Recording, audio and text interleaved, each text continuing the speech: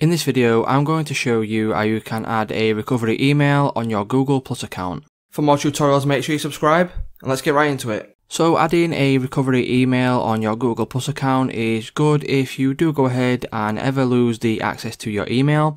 What you can do is obviously enter in your recovery email's address, and then you will get obviously the instructions to access your account from your recovery email. So to do this, what you need to do is obviously log in to your Google Plus account.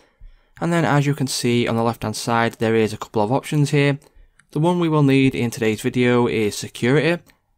So once you click on the security tab, you will be brought to your security page. And from here, you will need to scroll down until you find recovery email, which is right here.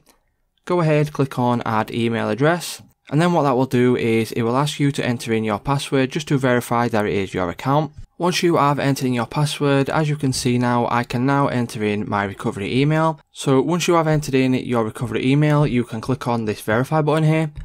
And then once you click on that, it will send you over a verification code to your Gmail. So once you get your verification code, enter it in this box here and simply click on verify. Once you click on verify, as you can see, recovery email is now verified. So that's how you can go ahead and add a recovery email to your Google Plus account.